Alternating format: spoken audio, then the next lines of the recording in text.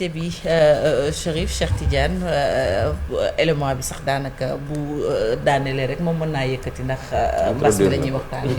ñu koy nuyuwaat encore une fois moom docteur Babacar Niang jiite kon suma assistance ñoom ñu nekk ci wàllu médecine d'urgence nekk ci privé bi muy lu am solo ci jamono ji nga xamante ni mbas mi ngi fi wax nañu ko wulee ñaay lool ba nit ñaa ngi commencé waat ci docteur déjà boo ñu doon analyser situation épidémiologique bi yow mi nga xamante ne yaa ngi au cœur.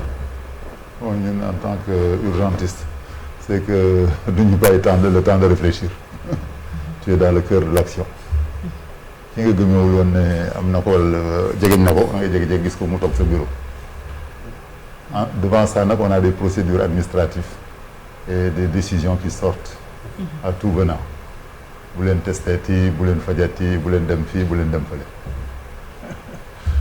léegi loolu lan la jur maanaam surtout riposte bi ni ñu ko defee ne ba caag même test yi ñu wàññi ko ne ay prise en charge à domicile. yéen ñi nga xamante ni comme ni nga waxee yaa ngi ci action bi. mais ñun on est pris de dépourvu mais on doit continuer à se battre mais loolu nag li ko indi yëpp c'est que dañu dugal ci benn programme. On est dans un programme, on n'est pas dans un plan de soins. Qu'est-ce que ça veut dire concrètement C'est-à-dire il y a Big Pharma, il y a quelque chose, il y a un gros lobby qui est quelque part, qui a décidé de prendre en charge cette maladie-là. Voilà. Am na organisation wala xaw ma am na ñuy tooñ sax borom pharmacie yi mag ñi def recherche. ñoo jël xaalis bu bari. dugal ko ci maladie bi pour am ay information yu important pour dimbali leen ñu mën a def vaccin wala ñu mën a trouver médicament parce que bu mu doo seetloo ba seetlu c'est la première fois au Sénégal ñu ne maladie bi boo demee doo fay dara doo fay analyse buy jar 50 000 doo fay ay médicaments bi ci gën a tuuti sax defe naa mooy Nivaquine mu ngi jar 4 000 francs boo demee feebar boo ko amee boo demee dans un centre tu ne payes plus rien du tout. docteur loolu mooy principe bu gestion épidémie parce que état bi mënul bàyyi ku nekk dem di fajal bopp parce que booba su ma ko amee. te fajuwuma. mën naa lor communauté bi yëpp. mais lu tax développé ko si lu tax développé ko accident de la route lu tax développé ko ci. non parce que wàllante bi la principe bu wàllante bi nga xam ne ni moom la ñuy bañ. mu daw ci communauté moo tax état bi jël ko en charge. mais quand am na lu si am. chef mën naa jox exemple rek test yi ñuy def pour les voyageurs. bi ñu defee ay tests pour les voyageurs ñu trouvé leen positif dañ leen bàyyi ñu dem ba aéroport alors que d'habitude boo positivé dans le programme que je vous ai dit de recherche et d'étude dañuy appuyer benn bouton le médecin district di xam ko tout de suite voilà monsieur Cissé attention il y a un problème sur vos analyses. docteur bu ko natt ci man. non monsieur Niang vous avez un cas. SAMU national yëg ko aussi un cas ba boobu début sax gis ngeen ni mu gravé woon nañ doon débarqué comme des kii mu tudd comme des Gestapo. ce kër la ñuy débarqué avec leur tenue ñëw génn ñi xëcc ñi xëccoo bi foofu defe naa xeex gi gis ngeen ko. donc voyez donc loolu doo ko mën a def d'un seul coup et d'un seul coup nga lay def trop dara. donc kon réalité ci feebar bi am na leneen loo xam ne ça se joue alors que ñun suñu njàqare lañu nekkee pour bëgg a génn ci feebar bi yow pour yow am na leneen loo xam ne nii ñoom ñooy. l'exemple ñoo yor carte gi. loolu laal li ma la woon rek ne la exemple baa ngi nii ñun on est 40% de la population médicale. 40% les médecins privés. donc on soigne quand même je dis pas au moins bu ñu waxee sax 25% wala 50% de la population defe naa ñu ngi leen di faj. ñooñu boo jékki-jékki nga dem defi sa programme que ne ñooñu bokkuñ ci. déjà y a un problème. am na loo bëgg a maîtriser am na loo bëgg a séddoo baa ngi ci nga fekk xaalis boobu génn na 100 milliards yi bu génnee ñun gisuñ ci dërëm parce que buy gën a tuuti man maa ko jëndal sama bopp comprenez. mais ba léegi impliqué wuñ leen parce que. surtout que situation bi fi mu toll plus de 10 000 cas. plus de 10 500 il y a de la politique il y a une réunion il y a 3 semaines au niveau du ministère ils ont invité tout le monde pour te dire que c'est de la politique rek et de manque d'intérêt ça a été sponsorisé. par qui. USAID et xaw ma Medishop xaw ma c'est des organismes qui sont quelque part qui cherchent des informations sur la population mondiale ça on le connaît.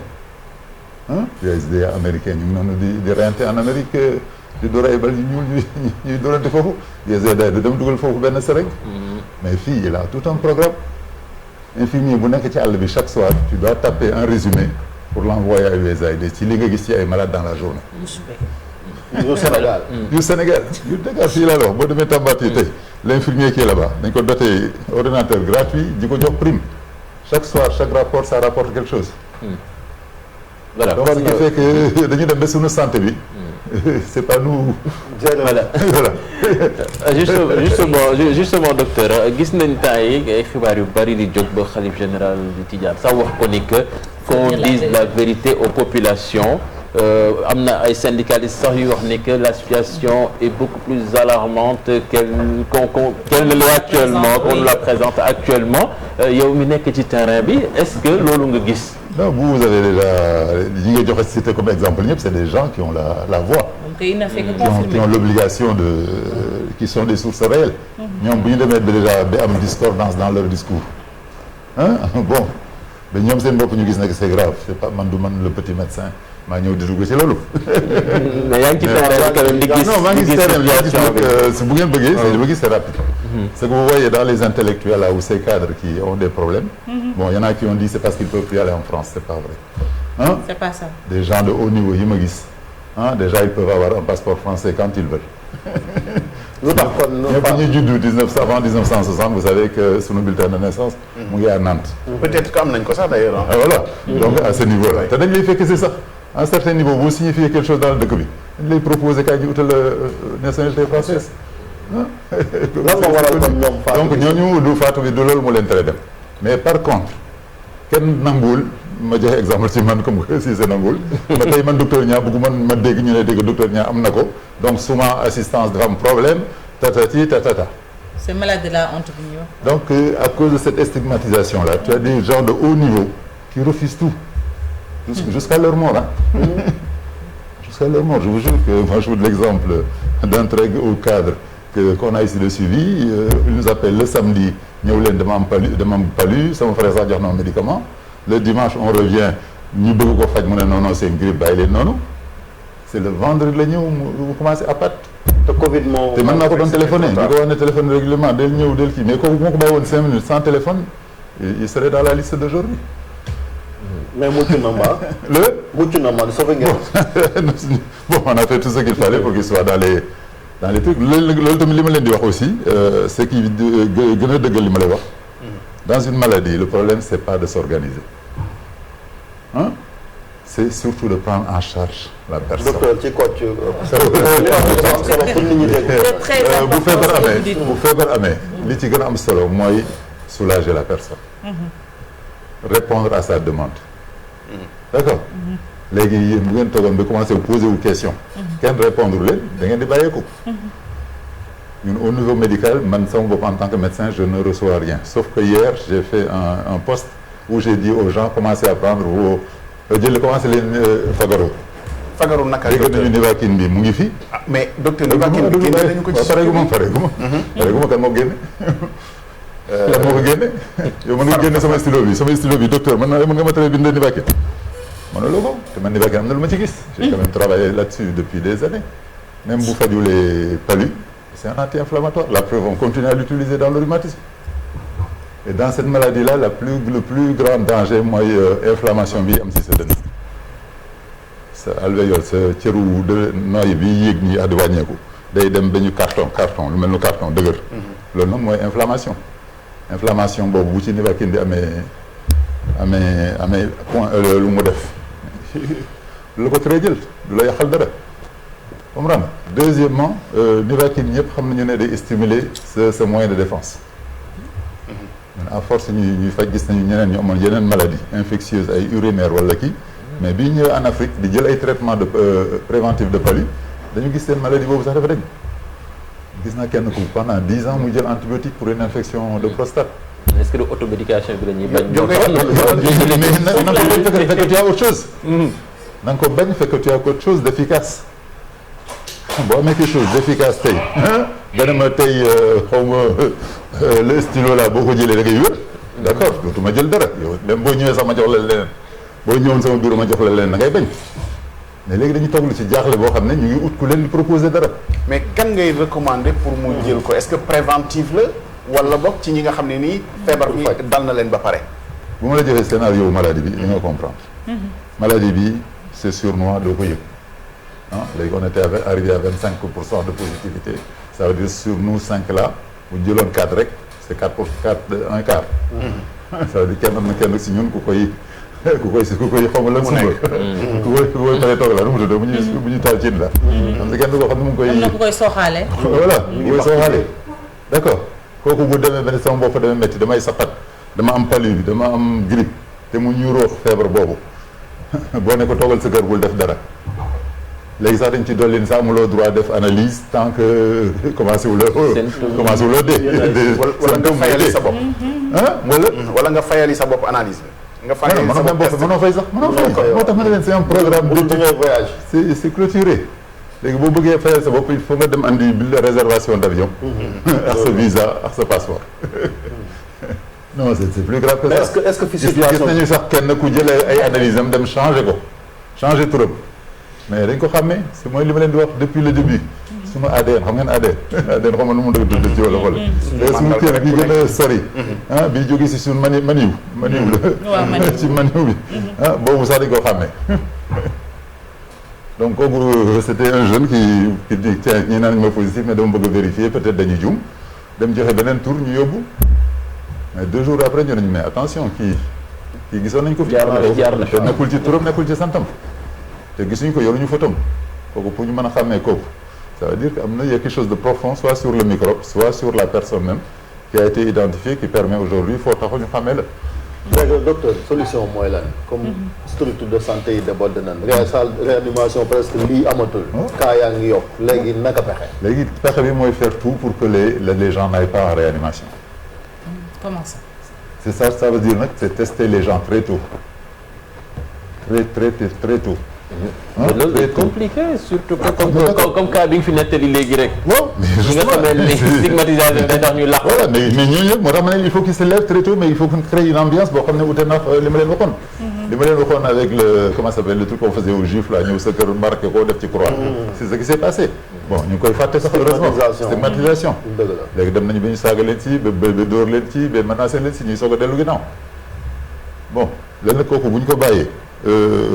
nit ñi bu ñu xamantee dañuy waxtaan mais man bu ma nekkee sama médecin ma nekk seen médecin ñu toog moment ñu ne leen amatu leen droit ñëw ci man bu fekkee feebaru saxat bi mu leen am mais kii ngeen di seeti docteur Fati bu leen recevoir te xamu leen ko am na loo xam ne du ngeen ko ñeme wax dañuy bañ ñu dem ci privé bi nga bëgg a wax non dañuy jékki-jékki na ñu nekkuñu dans le réseau amuñu woon droit def test boo ñëwee feebar amuloo droit est-ce que am ngeen moyen pour def test au niveau de Soumaré c'est interdit, je ne peux pas parler. Ils ont fait un protocole où ils disent que ça et ça. loolu du secret médical ñu ne laboratoire bii day def ay test loolu. laboratoire waaw. non dafa ne bu dee am ngeen laboratoire. mais bu fekkee annoncé nañu kenn moo war a def test keneen warul def test. waaw fii moom IRESSA ak Pasteur la autorisé ñu def. waaw mais bu dee am ngeen jumtukaay il est important. mais waa kooku su ko defee ñu dugal leen ci bu dee mën ngeen cee jàpp. ñu daal bi ñu demee ba gis non ñu on n'est pas là pour critiquer moo tax ma ne souvent nga dañu may dégg may wax ñu ne dañu critique mais on critique pas nous on a un centre d'isolement. am nañu centre d'isolement am na une partie de la clinique où tu peux rentrer et sortir sans déranger les autres sans les faire peur. Je félicite d'ailleurs un de nos médecins qui a eu un enfant cette semaine là-bas donc il y a un circuit où on peut faire tout ce qu'on veut. Ce médecin-là, pour qu'il vienne accoucher dans notre clinique, c'est que tout est séparé. Et il y a un autre endroit où on a mis des lits, les 3 lits, ils sont tout le temps pleins. Ok, maintenant, jeunes yi lañ bëggoon ñu waxal. parce que léeg-léeg nag ñuy def pour xam ne waa ji am na ko bon ça alhamdulilah si les gens continuent à venir c'est qu'ils sont satisfaits. gis naa sànq élément bu fi jàll professeur Lamine Dia di virologue wax ko mooy ndaw ñi parce que dañu gis ni jeunes yi ils sont un peu égoïstes ñoom au début dañ ne jàngoro ji du leen sonal ba gis nga duñ takk masque et cetera te ñu ne mën nañoo constituer un danger pour les personnes âgées yow ban message surtout nga bëgg war a adresser jeunes yi ci contexte bi ñu nekk. non message boobu il faut le comprendre aussi parce que dans le message lui-même du président que aller vivre avec le virus tout n'est pas négatif. Il a adopté une position que actuellement dans le monde entier les gens ont cherché. Les gens du Nord ont adopté ce système-là et apparemment ça a marché. Mooy la vaccination collective, l'immunité collective. L'immunité collective nag li ñu ci mën a dimbale mooy xale yi les jeunes parce que ñoom la virus bi ñëw mbëkk leen ba dellu ginnaaw. mais duñ ko yóbbul mag ñi. ça nag loolu nag mooy organisation bi. comment léegi naka la. léegi quelque part ils vont nous aider à maîtriser le virus parce que bu ñëwee dugg ci xale bu ndaw mënalu ko dara mu génn duggaat ci benn xale bu ndaw mënalu ko dara bu yàggee il va s'arrêter léegi nag est-ce qu'on va avoir une population que de jeunes. ou est-ce que les jeunes vont être de partis bon c'est-à-dire léegi nag mag bu xam ne lii baaxul ci yow c'est sa masque. tey maa ngi nii bëggoon naa waxtaan ak yéen sa masque mais j'ai appris qu'il y a des aérosols sur lesquels le microbe se pose c'est pas que le contact seulement. loolu lu bees la xanaa. non c'est connu depuis longtemps. waaw mën nga Fatick balaa foofu sax mën nga ñu expliquer faram-fàcceel ñu ko aérosol je pense que c'est un langage un peu trop technique. non aérosol mooy boo jëlee ndox. ndox c'est la source de vie. boo ko pulvériser ba mu nekk gouttelette bi gën a tuuti. muy naaw. day plané nekk en suspens. mu tàkk virus bi tam ni mu tuutee noonu. malgré que goutte d'eau boobu mu mel nu àddina li ci biir pour moom. parce que ñoom ñaar ñëpp dañuy tuuti mais seen tuutaay boobu am na ku ci ëpp sa morom. te la vie c'est quoi c'est l'eau virus bi lu muy wër ndox virus bi li muy dugg ci ñun yëpp pour am lu mu lekk la. virus c'est un être vivant qui ne peut pas produire mënul dem marché mënul togg mënul def dara. il faut mu ñëw fekk ku ko toggal ba pare ku ko toggal ba ko tegal ndox mu di ci naan di ci lekk. docteur lan la ñuy dégg ci li nga wax situation bi garaaw na wala garaawul parce que am na nu ñu koy déggee dafa mel ni da nga ne jaratu la yenn yi mais beneen dégg-dégg bi voilà lan lañ ci war a dégg. waxuma loolu waaw lan lañ ci war moo tax ma lay laaj. la situation est grave. vous avez cité même des personnalités bien placées qui le disent foofu j'ai plus rien à dire. c'est au début laa ko doon wax ñu may wax ne li ngay wax foo ko jëlee je pense que vous êtes au courant donc on m'a dit attention arrête de parler j'ai eu des coups de fil même assez menaçant. dañ laa menacé. non pas menaçant mais attention ñu am na lu ñu bon alhamdulilah. wax na xam bon léegi nag bu ngeen toogee benn ba tey yéen a koy wax nii ci rajo bi. waaw yow mi koy dund nga ne dañ lay artu loolu. lu am na solo nga boo waxee. am na lu ma dégg fii am na lu ñu lay waajal am na lu ñu lay kii moytul xaw ma lan. dañ lay bëgg a la am na mais les impôts m'appellent fàtte nga fay sa facture bi. gaawal fay ko balaa ñu lay. bon ils ont leur bon tu vois je veux dire donc tu sens que quand même il y a quelque chose. Maintenant docteur plus de 10 500 cas quand même plus de 200 morts. situation bi alarmante am ñoo xam ne dañuy def comme si de rien n'était. Que faut-il faire concrètement immédiatement pour sauver. dans la vie moom m'intéresse la philosophie. la philosophie un virus boo xam ne États-Unis mënu ci dara. l'Europe mënu ci dara. c'est pas nous les petits Sénégalais ñooy wax ne qu'on va inventer le microbe. mais nga moytu au moins. mais moytu bi aussi tu as ta vie la vie c'est une seule vie. parce que même si nos maladies am ay maladies yu graves il y a un moment on leur dit interdit ça mais il faut en même temps on leur dit bon boo mënee dépasser ñaari pommes c'est pas grave parce que quand même si ça t'apporte du bonheur à ce moment-là il faut le prendre. parce que la vie n'est pas éternelle et c'est pas en faisant tout aussi que tu vas y arriver. boo demee tey da nga war a dund li ngay dund bon il y a un moment où tu. Fane joxe na fi ay statistiques est-ce que yow mi nekk au cœur jàpp nga ni maanaam chiffres yu ñuy yox yu dëgg la amul opacité. loolu laa waxoon ba mën na leen am problème mas naa leen wax ne loolu. boobu ba nga waxee yàgg na mais léegi comme mbir mi ngi bëgg a. mais c'est confirmé c'est confirmé boobu ñu ngi toll woon 5000 ma ne leen di dépend 15000.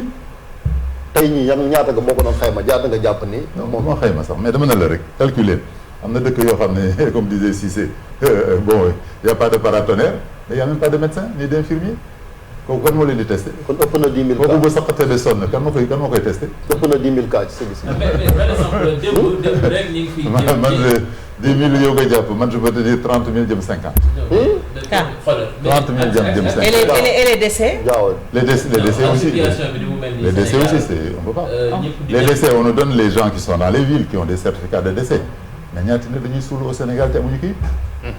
Moi j'étais parti en voyage une fois dans mon village là-bas au Fouta sama sœur fa la décès mais léegi je me suis retourné chez aucun papier. imam bi mooy ñëw ñu jël ñu suul ñu dem suñu yoon et c'était en temps normal. donc imagine maintenant que dans tous ces petits villages là y a rien son fils. 50 000 cas bari na de. mais Chérif dëkk bi ñu mel nii tey jii est-ce que Sénégal mën nañ comprendre am dëkk boo xam ne 0 cas moo fi am loolu déjà yéen a dëkk Sénégal au Sénégal amoon na y avait Tamba y avait Matam. officiellement y avait officiellement lañ ko waxoon. ñu ngi jël. waaw Mamadou Moustapha Ndiaye. daa dëkku Chérif bi. non amoon nan ko dafa wér. mais actuellement situation bi zéro cas. zéro cas. 35 départements. Zéro patient. 44 cas. Zéro patient. En tout cas, la structure médicale qu'on a sénégalaise qui a fonctionné comme elle pouvait avant le corona, elle ne peut pas tout savoir. Elle ne peut pas tout savoir. Maintenant, on a benn dëkk boo xam ne le même village que je te dis te njëkk-njëkk sunu infirmier ba nekkoon ñu teggi ko ne dafa am promotion dem na kan ma koy remplacer personne. Donc ce dispensaire là s'il fonctionnait pas aujourd'hui ku ñëw di saxat wala am tous les signes looy def. ngay passe ba ñum 50 kilomètres nga ñëw nga fekk fa say morom. donc foofu nag on nous dit que suba ministre de l'intérieur xëy na dina gën a waxaat ñu gën a coincer mbir yi. jàpp nañu delluwaat ca li ma jàppoon mooy nit ñi comprendre que la situation est grave et que chacun se prend en charge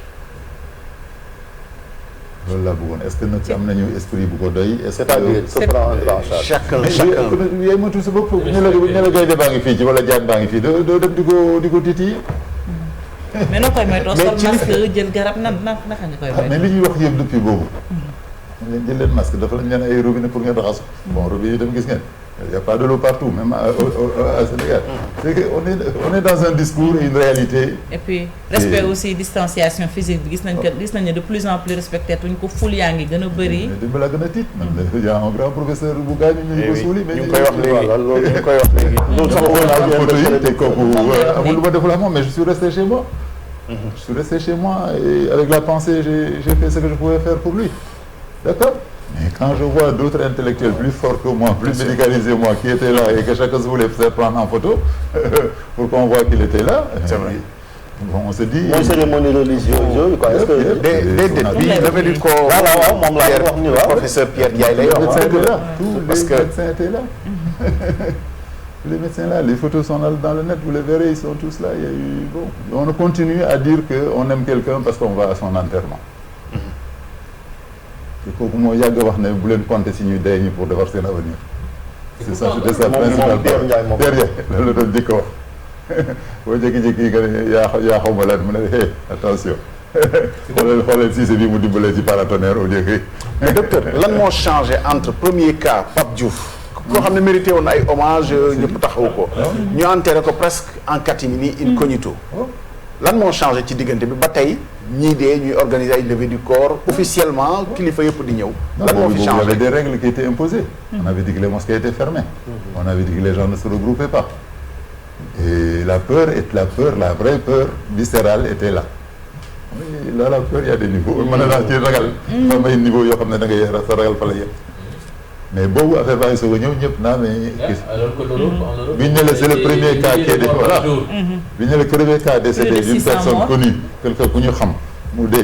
bés boobu kenn dem mais comme ñeme nañ gaynde gi ba di ko ruux est-ce que kon gaynde comme da nga joxoon sànq kaaw exemple kon virus bi daal di koy comparer ak gaynde waaw. ma ne comme ñeme nañ gaynde gi est-ce que ragalaat ko dina yomb waaw mais gaynde boo yàggee moom après daf lay min daf lay min wala nga min ko ah loo ragal boo yàggee moom 1 mois 2 jours 3 jours 4 Très bien, semaines jërëjëf. juste un bonus. En 30 secondes, bu ñaar Abdoulaye. docteur xam nga ci biñ ciy toll dañoo ne woon buñ jógee ci lii système santé bi priorité la moom le président de la Jeex na République est-ce que gis nga ni ñu ngi ci yoon bi.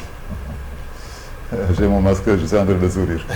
Très bien merci beaucoup docteur Abdoulaye malheureusement waxtu bi mais mu expliquer li solos masque bi dafa am solo docteur mais muy tàggoo waale si mu def ko parce que waxtu bi dafa jot Abdoulaye ñu dig la daje incha allah talaata. solos masque bi waaw mu ngi noonu expliquer ñu ko parce que ñu Chérif ngi naan Cheikh Tidiane ñu incha allah ñu wax ñu aussi solos masque bi il est 9h Chérif.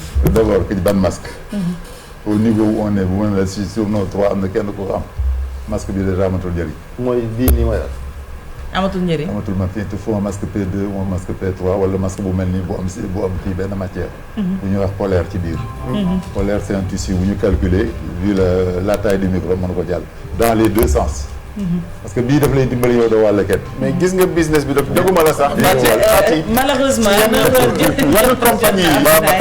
compagnie yi sax dañu exiger masque chirurgicaux yi nangootuñu masque de merci beaucoup doo wàll kenn moo nekkoon docteur Babacar Diagne moo nekkoon suñu invité la gërëm à très bientôt merci beaucoup de la collaboration téléspectateurs yu télévision Futurs Médias ñu leen di dig daje ëllëg incha allah ci waxtu wi nañu takk masque yi joxante leen dig daje demain à partir de 6h30 très bonne journée